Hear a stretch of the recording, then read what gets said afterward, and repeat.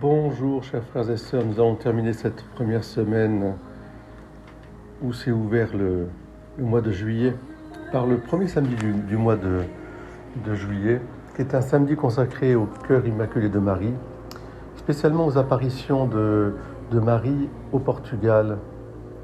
Et justement, il se trouve que nous pouvons nous rejoindre Fatima, les apparitions de Marie au Portugal, puisque en ce 4 juillet, le Portugal et l'Église universelle fêtent une reine magnifique, Sainte Élisabeth du Portugal.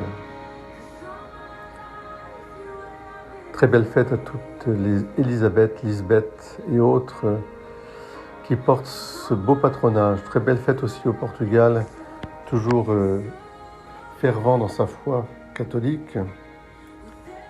Et bien sûr, nous nous plaçons sous le manteau de Marie, Notre-Dame de Fatima.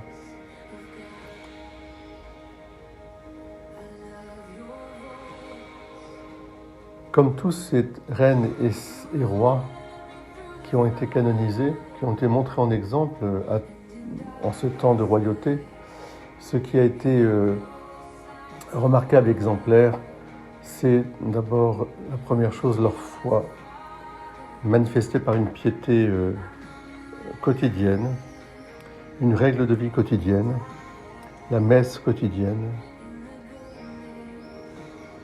une vie spirituelle très profonde.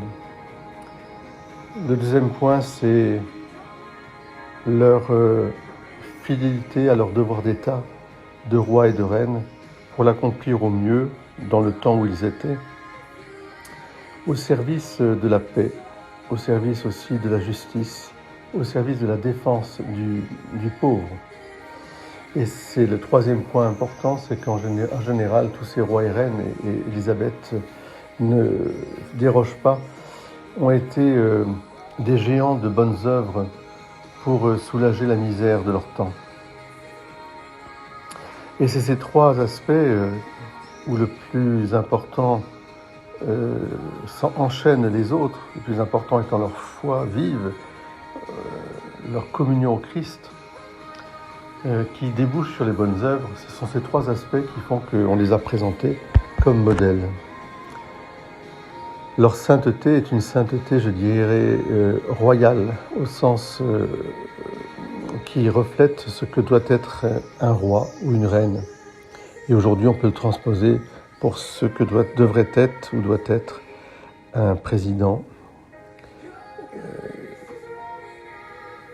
Prions pour ceux qui nous gouvernent et demandons au Seigneur la grâce d'avoir des gouvernants dignes, des gens de devoir, des gens de bonnes œuvres, des gens assoiffés de justice et de paix. Amen.